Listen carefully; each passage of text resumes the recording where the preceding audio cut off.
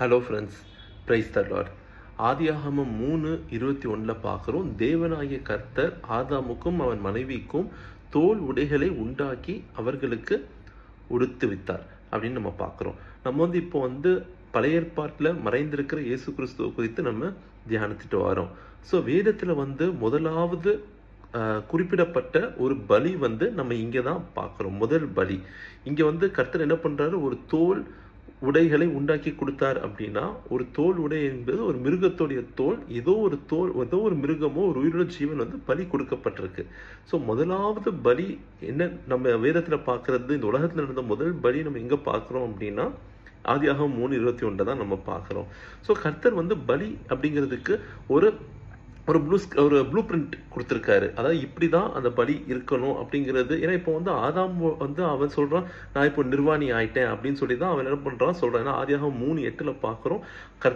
கர்த்தர் அவனை சந்திக்க வரும்போது அவங்க என்ன பண்ணுறாங்க, கர்த்தர்கிட்ட தான் மறைத்து கொண்டு என்ன பண்ணுறாங்க, மரத்தோடைய இலைகள் பின்பதாக என்ன பண்றாங்க, தங்களை ஒழிச்சுக்கிறாங்கன்னு சொல்லி வசனம் போட்டிருக்கு. ஸோ அவங்க என்ன நினைச்சாங்க அப்படின்னா, அவங்களுக்குள்ள இப்போ பாவ உணர்ச்சி, ஒரு குற்ற உணர்ச்சி வந்துருச்சு. கர்த்தரை இப்போ அவங்களால சந்திக்க முடியல. அதனால அவங்க என்ன செய்யறாங்க அப்படின்னா, மரத்துக்கு பின்பதாய் தங்களை ஒழிச்சுக்கிறாங்க. அதாவது மரத்தால் உண்டான ஒரு காரியத்துக்கு பின்பதாய் தங்களை ஒழித்து கொண்டு, இதனால நான் தப்பிச்சிருவேன், இல்லைன்னா கொஞ்ச நேரத்துக்கு இதனால நான் தப்பிச்சிருவேன்னு சொல்லி அவங்களுக்குள்ள ஒரு மைண்ட்ல ஒரு காரியம் வச்சிருந்தாங்க. சரி, நம்ம இப்போதைக்கு ஒழிஞ்சுப்போம் அப்படிங்கிற மாதிரி. ஆனா கர்த்தர் என்ன பண்ணார் அப்படின்னா அதை அங்கீகரிக்கல. அவர் என்ன செய்தார் அப்படின்னா, அவங்களுக்கு ஒரு மிருகம் அந்த இடத்துல பலியா செலுத்தப்பட்டுச்சு. இப்போ நம்ம இன்னொரு சம்பவம் நம்ம பார்த்தோம் அப்படின்னா, ஆதியாகமம் 4 காயின் ஏபலை குறித்து பார்க்கிறோம். இந்த காயின் ஏபலுடைய பலிகளை குறித்து, அவங்களோட காணிக்கையை குறித்து அநேக விளக்கங்கள் நம்ம பார்க்கலாம். அநேக காரியங்கள், அநேக விளக்கங்கள் இந்த காயின் ஏபலோட காணிக்கையை குறித்து நம்ம நிறைய கமெண்ட்ரிஸ் இருக்கும். ஒவ்வொரு போதகர்களும் அதை ஒவ்வொரு விதமா என்ன பண்றாங்க, பிரசங்கிப்பாங்க. இன்றைக்கு எனக்கு ஒரு காரியம் வெளிப்படுத்தப்பட்டது என்ன அப்படின்னா, காயினோட பலியும் நீங்க ஆபேலோட பலியும் பார்த்தோம், அந்த காணிக்கையும் பார்த்தோம் அப்படின்னா, காயின் என்ன பண்றான் அப்படின்னா, அவனுடைய ஃபர்ஸ்ட் ஃப்ரூட், அதாவது அவனுக்குள்ள இருக்கிற அந்த ஃப்ரூட்ஸ், அவன் பழங்கள் கனிகள், இதுல என்ன பண்றான், பல கனிகளை அவன் என்ன பண்றான், காணிக்கையா சேர்த்தான். ஃபர்ஸ்ட் ஃப்ரூட்னு கூட இருக்காது, ஃப்ரூட் ஆஃப் கிரவுண்ட் மட்டும் தான் இருக்கும். அதாவது நிலத்தின் கனி, அவ்வளவுதான் அந்த வசனத்துல கொடுத்துருக்கோம். ஆதியாகமம் 4:3 நம்ம பார்க்கிறோம்.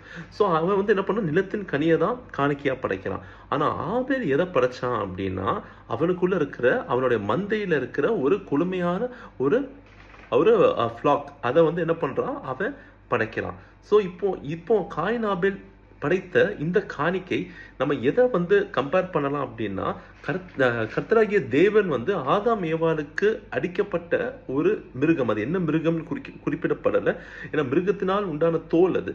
ஸோ அங்க முதலாவது அவன் கர்த்தர் ஒரு காணிக்கை, அதாவது ஒரு பலி அப்படிங்கிறதுக்கு ஒரு ப்ளூ பிரிண்ட் அவர் வைத்திருந்தது என்ன அப்படின்னா, ஒரு மிருகம் அடிக்கப்படணும் அப்படிங்கிறது அவர் வைத்திருந்த ஒரு ப்ளூ பிரிண்ட்.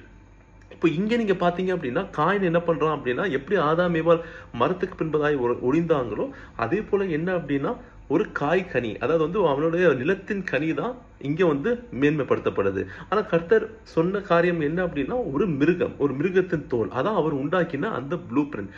அதன்படி செய்தது யார் அப்படின்னா, ஆபேல். குளுமையான வைகளை சிலவற்றை கொண்டு வந்தான். அவன் கையில் அவனுக்குள்ள இருக்க அந்த கன்றுகள்ல அவன் என்ன பண்றான், கொண்டு பலி செலுத்தினார். அதுதான் ஆதியாகமம் 4:4 பார்க்கிறோம். கர்த்தர் அவன் காணிக்கையை அங்கீகரித்தார். ஆனா 5ஆம் வசனத்துல பார்க்கிறோம், காயினையும் அவன் காணிக்கையும் அவர் அங்கீகரிக்கவில்லை. ஏன்னா அவர் வைத்திருந்த ப்ளூ பிரிண்ட் வேற. இப்போ நம்ம பார்க்கிறோம், இந்த ஆதியாகமம் 3 நம்ம பார்க்கிறோம், அந்த முதலாவது ஒரு பலி செலுத்தப்படுது. அந்த பலி எதை நிழலா நமக்கு காணப்பட்டிருக்கு அப்படின்னா, இயேசு கிறிஸ்துவானவர் நமக்காய் சிலுவையில பலியாக போறதுதான் அது நமக்கு குறிப்பிடுவது, நிழலா கொடுக்கப்பட்டிருக்கு. எப்படி பழைய ஏற்பாட்டுல அந்த ஆதாம் ஏவாளுடைய நிர்வாணமாகிய பாவத்தை மறைப்பதற்கு ஒரு பலி செலுத்தப்பட்டுச்சோ, அதே போல நம் வாழ்க்கையில நம் பாவங்களை மறைத்து நம் கர்த்தரண்டையில் சேர்வதற்காக இயேசு கிறிஸ்துவானவர் நமக்காய் பலியாகினார். சோ அந்த பலி தான் நமக்கு இந்த இடத்துல குறிப்பிடப்பட்டிருக்கு. ஆனா இயேசு கிறிஸ்துவானவர் அவர் தன்னைத்தானே பலியை ஒப்பு கொடுக்க போறாருங்கிறது தீர்க்க தரிசனமா அநேக காரியங்கள் எழுதியிருக்கு. ஆனா அதற்கான முறைன்னு ஒண்ணு இருந்துச்சு. அதையும் என்ன பண்ணார் அப்படின்னா, அந்த ப்ளூ பிரிண்ட் அதை வந்து என்ன பண்ணாருன்னா அப்படியே நடந்துச்சு. நம்ம வந்து உபாகமம் 21 22 23 பார்க்கிறோம். மரத்தில் தூக்கப்பட்ட எவனும் சபிக்கப்பட்டவன் சொல்லி இயேசு கிறிஸ்துவானவருடைய மரணத்தை குறித்த ஒரு காரியம் என்ன பண்ணுது அப்படின்னா அந்த இடத்துல குறிப்பிடப்பட்டிருக்கு. இயேசு கிறிஸ்துவானவர் வந்து மரத்துல தூக்கப்பட்டு அவர் சாபம் ஆவாரு அப்படிங்கிறது ஒரு ப்ளூ பிரிண்ட் அந்த இடத்துல கொடுக்கப்படுது. இயேசு கிறிஸ்துவானவருக்கு அது அங்க மென்ஷன் பண்ணப்படல. ஆனா இந்த வகையில தான் இயேசு கிறிஸ்துவானவர் என்ன பண்ணாரு, நமக்காக சிலுவையில தன் ஜீவனை விட்டாரு. அதே போல ஏசாயா 53:5 பார்க்கிறோம். நம்முடைய மீறுதலுக்காக அவர் காயப்பட்டு நம்முடைய அக்கிரமங்களுக்காக அவர் நொறுக்கப்பட்டார். நமக்கு சமாதானத்தை உண்டு பண்ண ஆக்கினே அவர் மேல் வந்தது, அவருடைய தழும்புகளால் குணமாகணும். இதுல வசனத்துல இயேசு கிறிஸ்துவானவர் நமக்காய் படப்போற பாடுகளை குறித்து ஏசாயா தீர்க்கதரிசி என்ன பண்ணியிருக்கான், முன்கூட்டியே ஒரு ப்ளூ பிரிண்ட் ரெடி பண்ணியிருந்தான். எப்படி இந்த ப்ளூ பிரிண்ட் இருந்துச்சோ, அதாவது இயேசுவானவர் எப்படி நமக்காய் பலியாக போறாரு அப்படிங்கிற ப்ளூ பிரிண்ட் அதேபடிதான் கர்த்தர் நிறைவேற்றி முடித்தார். நம்ம 1 பேதுரு 2:24 பார்க்கிறோம். நம் பாவங்களுக்கு செத்து நீதியில் பிழைத்திருக்கும்படி அவர் தாமே தமது சரீரத்திலே நம்முடைய பாவங்களை சிலுவையின் மேல் சுமந்தார், அவருடைய தழும்புகளால் குணமாகும். எப்படி அந்த ப்ளூ பிரிண்ட் கொடுக்கப்பட்டுச்சோ அவ்விதமாகவே என்ன ஆச்சு அப்படின்னா இயேசு கிறிஸ்துவானவர் நமக்காய் பலியானார். இயேசு கிறிஸ்துவானவர் நினைச்சிருந்தா அப்படின்னா நமக்குள்ள இந்த பாவங்களை போக்குவதற்கோ இல்லைன்னா நம்மளுடைய இந்த சாபங்களை நீக்குவதற்கு எந்த வழியும் அவரால் தெரிந்திருக்க முடியும். ஏன்னா அவர் சர்வ வல்லமையுள்ள தேவன். அவருக்குன்ட்டு வழிங்கிறது அவர் தான் உண்டு பண்ண போகிறது. நம்ம வந்து ஒரு வழியை கர்த்தருக்கு உண்டு பண்ணி கொடுக்கணும் அப்படிங்கிற அவசியம் கிடையாது. ஆனா அவர் முன்குறித்து எழுதின அந்த ப்ளூ பிரிண்ட்டை நமக்கு மாதிரியா இருக்கும்படிக்காய் அவர் ஃபாலோ பண்ணார். அவர் எப்படி சிலுவையில மரணம் ஆக வேண்டும் என்பதை அவரே என்ன பண்ணாருன்னா முன்குறித்து அதன்படி அவர் என்ன பண்ணாருன்னா நமக்காய் செய்து முடித்தார். அதுல எந்த மாற்றமுமே நடக்கல. எப்படி அவர் மரணம் இருக்கணும் அப்படிங்கறத அவர் முன்குறித்து பழைய ஏற்பாடு தீர்க்கதரிசிகள் மூலமா எழுதினாரோ அது அப்படியே நடந்துச்சு. இன்றைக்கு நம்மகிட்டையும் கர்த்தர் அதை தான் எதிர்பார்க்கிறாரு. இன்றைக்கு நம்ம என்ன செய்யறோம் அப்படின்னா சில காரியங்கள் வந்து இன்றைக்கு காயின் ஏபிள் போலதான். சில காரியங்கள் வந்து கர்த்தர் நமக்கு எப்படி ஒரு காரியத்தை செய்யணும் அப்படின்னு சொல்லி ஒரு டெம்ப்ளேட் கொடுத்திருப்பாரு அப்படின்னா நம்ம அதன்படி அதை செய்ய பார்க்கணுமே தவிர நம்முடைய ஞானத்தையோ நம் திறமையோ என்ன பண்ணக்கூடாது, கொண்டு வரக்கூடாது. ஆதாம் ஏவாளிலே ஒரு லெசன் இருந்துச்சு. ஆதாம் என்ன பண்ணா, மரத்துக்கு பின்பதாய் போய் ஒளிந்தான். காயின் என்ன பண்ணா, அதே மரத்தை தான் பலியா என்ன பண்றான், அதே ஆஃபரிங் தான் என்ன பண்றான், ஒரு ஃப்ரூட் ஆஃபரிங்கா கொடுக்குறான். ஆனா ஆபேல் என்ன பண்ணான், கர்த்தர் எதை சொன்னாரோ, கர்த்தர் எதை பலியா ஃபர்ஸ்ட் கொடுத்தாரோ அதை என்ன பண்ணானா ஆபேல் கொடுத்தான். கர்த்தர் நம் வாழ்க்கையில சில காரியங்கள் எதை செய்யணும் அப்படிங்கிறத கர்த்தர் நமக்காக முன்குறித்திருப்பாரு. அதை எப்படி செய்யணும்னு முன்குறித்திருப்பாரு. நம்ம அப்படி செய்யும் போதுதான் அது அங்கீகரிக்கப்படும். நம்ம வந்து என்னாகமம் 20:8 பார்க்கிறோம். மோசேயை வந்து கர்த்தர் சொல்றாரு, நீ வந்து மலையை பார்த்து பேசு, தண்ணி கொடுக்கும்னு சொல்லுவாரு. மலையை பார்த்து பேசு. ஏன்னா இதற்கு முன்பதாகவே ஒரு அனுபவம் இருந்திருக்கும். கர்த்தர் மோசையை வந்து இந்த மலையை வந்து அடிக்க சொல்லுவாரு, அவன் அடிப்பான், தண்ணி வரும். ஆனா இந்த இடத்துல கர்த்தர் சொல்லுவாரு, இந்த மலையை பார்த்து நீ பேசுன்னு சொல்லுவாரு. ஆனா மோசே என்ன பண்ணுவான், கோபத்துல என்ன பண்ணுவான், மலையை பார்த்து அடிச்சிருவான். என்னாகும் 20:11 மலையை அடிச்சிருவான். அடிக்கும் போது என்ன ஆகும் அப்படின்னா தண்ணி வரும். அந்த இடத்துல அவன் தேவை சந்திக்கப்பட்டுச்சு. அந்த இடத்துல வந்து இருக்க மக்களோட தாகம் தீர்க்கப்பட்டுச்சு. ஆனா மோசே வந்து என்ன பண்ணா, ஒரு பெரிய ஆசீர்வாதத்தை ஒரு சின்ன கீழ்ப்படியாமையினால இழந்து போனான்.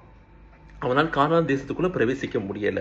இத்தனை வருஷமா அவன் பாடுபட்டு, இத்தனை வருஷமா அவன் கஷ்டப்பட்டு இஸ்ரேல் ஜனங்கள்கிட்ட அவமானம், நிந்தை இதெல்லாம் சகிச்சுக்கிட்டு இஸ்ரேல் ஜனத்தை வந்து எகிப்திலிருந்து அவன் வெளியே கூட்டிட்டு வந்து அவன் அவ்வளோ பிரயாசப்பட்டது அந்த கானான் தேசத்துக்குள்ள அவன் செல்வதற்கு. ஆனா ஒரு சின்ன கீழ்ப்படியாமை, அதாவது கர்த்தர் சொன்னதை சொன்ன விதமா செய்யாதது நிமித்தமாய் வந்த கீழ்ப்படியாமை அந்த ஆசீர்வாதத்தை தடை செஞ்சிருச்சு. ஸோ கர்த்தர் நம் வாழ்க்கையில வைத்திருக்கிற அந்த ப்ளூ பிரிண்ட், அதாவது வந்து நம்ம எப்படி செய்ய வேண்டும் அந்த மேனுவல் எல்லாருக்கும் கர்த்தர் வைத்திருப்பார். நம்ம வாழ்க்கையில நம்ம செய்யற பணி, ஊழியம் எதுவா இருந்தாலும் ஒரு ப்ளூ பிரிண்ட் கர்த்தர் கொடுத்திருப்பார். மற்றவங்களோட ப்ளூ பிரிண்ட்டை பார்த்து நம்ம என்ன பண்ணக்கூடாது, நம் வாழ்க்கையை அமைத்துக் கொள்ளக்கூடாது. அது கர்த்தர் நமக்கு நாம் எப்படி செய்ய வேண்டும் சில காரியங்கள் என்பதை நமக்கு தெளிவா பேசுவாரு. நம்ம எடுத்த வசனத்தின் மூலமா கர்த்தர் ஆவியானவர் நமக்கு கற்றுக் கொடுப்பாரு. அதன்படி நாம் செய்யும் போது நாம் செய்யும் காரியங்களை கர்த்தர் அங்கீகரிப்பார். இல்ல நம்மளுடைய திறமை தாளந்த பேஸ் பண்ணி நம்ம காரியங்களை செய்யணும்னு நினைச்சா ஒருவேளை நம் கண்களுக்கு அது ஜெயமா இருக்கலாம். மோசையோட கண்களுக்கு அவன் அந்த பாறையை அடித்த போது தண்ணி வந்துருச்சு, ஜெயம்தான். அதுல எந்த விதமான மாற்று கருத்தும் இல்லை. ஒருவேளை நம் திறமையை நம்பி நம் காரியங்கள் செய்யும் போது என்ன நடக்கும் அப்படின்னா சில சமயம் ஜெயம் உண்டாகும். ஆனா அதை கர்த்தர் அங்கீகரிப்பாரா, அதுதான் கேள்விக்குறி. ஸோ அதனால் நம்ம செய்யும் ஒவ்வொரு காரியத்திலும் நம்ம கர்த்தர்கிட்ட கேட்போம். இயேசு கிறிஸ்துவானவரே அந்த டெம்ப்ளேட்டை ஃபாலோ பண்ணி காரியங்களை செய்து முடிச்சார். சிலுவை மரணத்து வரைக்கும் எப்படி அவர் பாடுபட வேண்டும் என்ற டெம்ப்ளேட்டை கர்த்தராகிய தேவனாகிய இயேசு கிறிஸ்துவே நமக்காக முன்குறித்து அவர் அதன்படி செய்து முடித்தார். அப்படி இருக்கும்போது நம் வாழ்க்கையில் கர்த்தர் நமக்காக வைத்திருக்கிற காரியங்கள் நாம் கேட்டு அந்த ப்ளூ பிரிண்ட் நம்ம எப்படி அந்த காரியத்தை நம்ம செய்ய வேண்டும் என்பதை நம்ம கர்த்தர் கையிலே ஒப்பு கொடுத்து நாம் அப்படி செய்வோமாக. God bless you.